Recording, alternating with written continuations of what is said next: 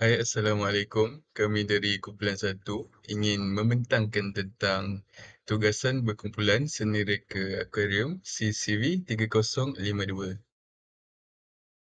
Ahli kumpulan kami terdiri daripada 5 orang iaitu saya sendiri, Muhammad Syamil Aman bin Muhammad Razak, Muhammad Syahril Iman bin Muhammad Jalani, Amirah binti Ibrahim, Puvitra anak perempuan Marimutu dan Wan Nur Nazirah binti Muhammad Hassan. Soalan pertama, berikan faktor pemilihan seni reka akuarium aquascape. Terdapat 6 faktor. Yang pertama, akuarium akan kelihatan lebih menarik.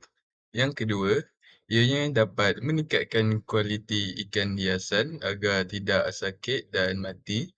Yang ketiga, akan meningkatkan pembesaran ikan hiasan. Yang keempat, penjagaan yang mudah dan menyimatkan kos. Yang kelima, penyelenggaraan yang minima. Dan yang terakhir sekali, penggunaan ruang yang sedikit.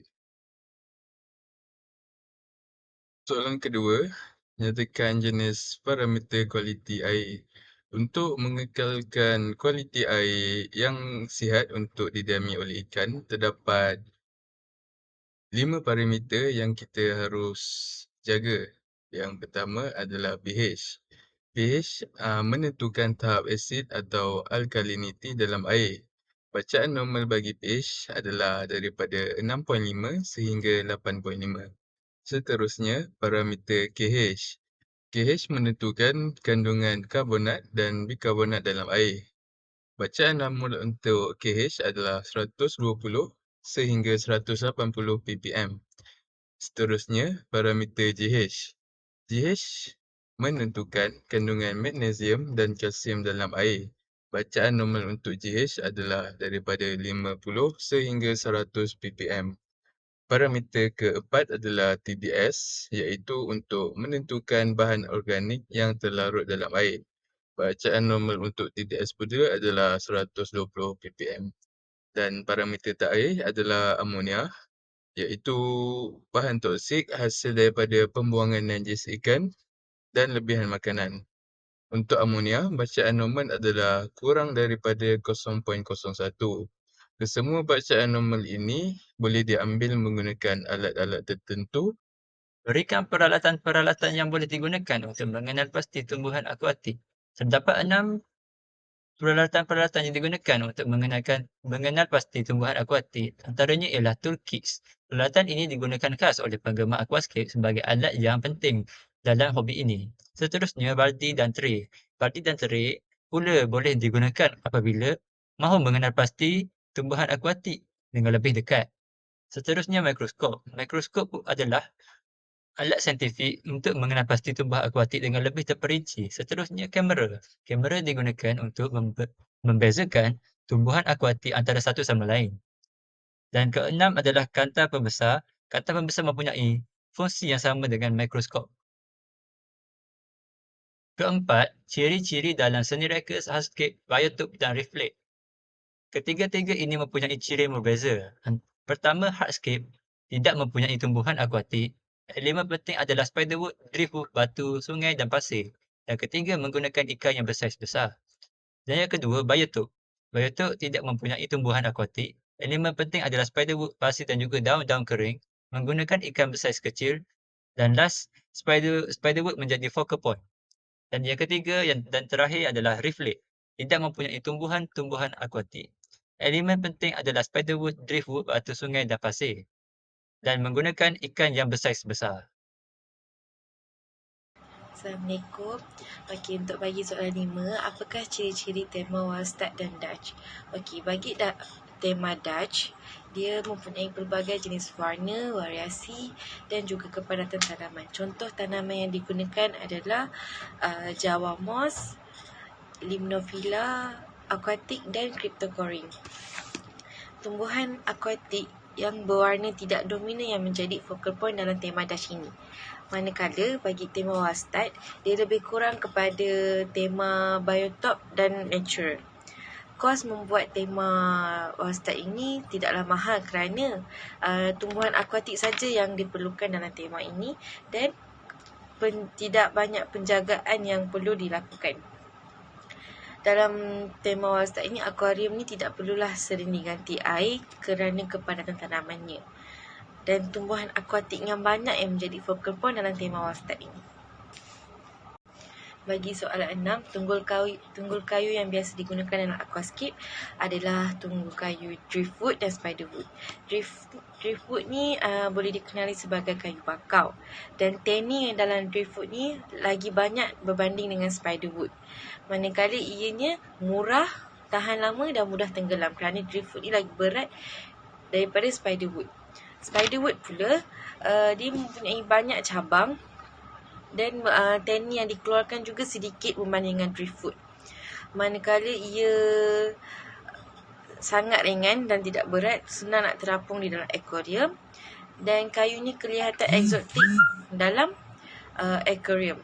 Ianya mahal dan boleh menjadi focal point yang baik dalam sesuatu akuarium tersebut. Terima kasih. 10 langkah untuk dekorasi akuarium. Yang pertama adalah tentukan lokasi akuarium.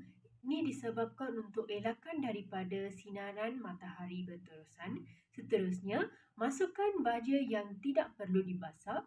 Yang ketiga, gunakan berus untuk dekorasi. Yang keempat, masukkan bahan yang dipilih seperti tungkul kayu ataupun batuan. Langkah yang kelima ialah tambahkan medium kedalaman akuarium. Seterusnya, basahkan medium dengan sedikit air. Masukkan tumbuhan akuatik. Yang ke-8 ialah tambah dengan bahan dekorasi seperti batu-batu kecil. Seterusnya, masukkan air bersih dengan perlahan-lahan untuk mengelakkan daripada kerosakan dekorasi yang telah disiap. Langkah terakhir ialah setelah tangki diisi air, pasangkan dengan perkakasan aquascape seperti sistem penapis dan lain-lain. Faktor utama permasalahan dalam seni reka akuarium ialah kualiti air, pencahayaan, pemilihan tanaman yang tidak sesuai, terlebih stok, memberi makanan yang berlebihan, dan peliharaan dan rawatan ikan yang kurang teliti. Okey, seterusnya adalah media tanaman seni reka akuarium aquascape yang sesuai. Okey, sebelum tu, kita perlu tahu dulu apakah fungsi media tanaman ini. Fungsi media tanaman ini ada 3, iaitu yang pertama adalah sebagai penapis. Yang kedua, membekalkan sumber nutrien kepada tumbuhan akuatik. Dan yang ketiga adalah membantu mengawal parameter air.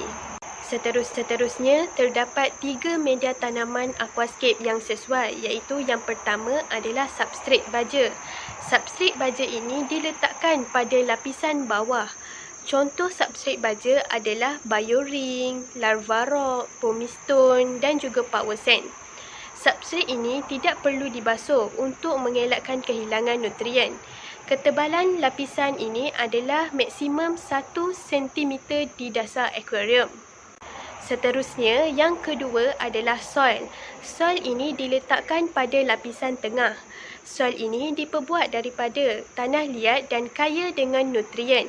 Ketebalan minima soil adalah 4 cm atau sehingga menutupi substrat baja.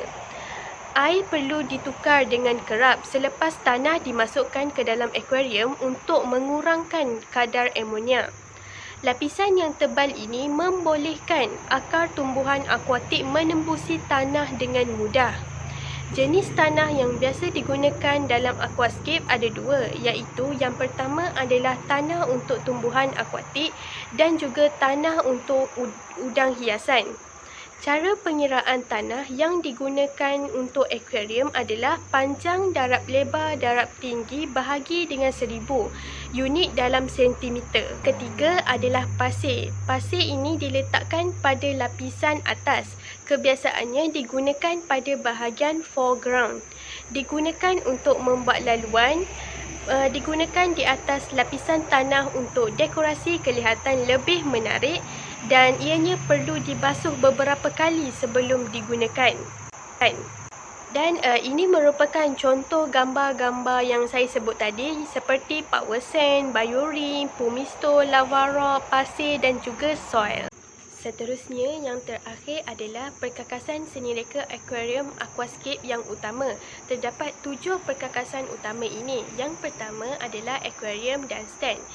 So, saiz akuarium yang sesuai adalah 60 darab 30 darab 30 cm atau lebih besar daripada saiz ini. Air yang diperlukan adalah melebihi 100 liter air. Seterusnya, yang kedua adalah sistem penapis.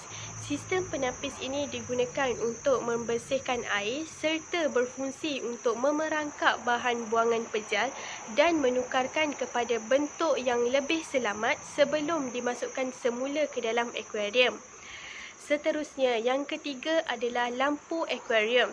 Lampu akuarium ini memberi pencahayaan kepada akuarium supaya akuarium kelihatan lebih menarik serta penting untuk tumbuhan akuatik. Seterusnya, yang ketiga adalah tangki CO2.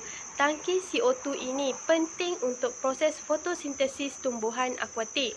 Regulator digunakan untuk menentukan CO2 dalam tangki, manakala solenoid valve digunakan untuk mengawal pengeluaran CO2. Bubble counter adalah untuk menentukan bilangan gas yang dilepaskan, dan yang terakhir adalah diffuser untuk pelepasan gas CO2 dalam akuarium. Seterusnya, yang kelima adalah chiller aquarium. Chiller aquarium digunakan untuk merendahkan suhu air di dalam akuarium serta digunakan untuk mengawal pembesaran tumbuhan akuatik. Yang keenam adalah kipas akuarium. Kipas akuarium ini digunakan untuk merendahkan suhu air di dalam akuarium. Kipas ini sangat penting untuk kehidupan pembesaran tumbuhan akuatik dan juga ikan. Dan seterusnya, yang terakhir adalah aquascape toolkits. Aquascape toolkits ini digunakan semasa kerja-kerja dekorasi dan penyelenggaraan akuarium, di mana tweezer digunakan untuk memegang tumbuhan akuatik semasa proses penanaman. Seterusnya, gunting digunakan untuk trim tumbuhan akuatik, dan yang terakhir adalah scraper digunakan untuk membuang lumut atau kesan karat.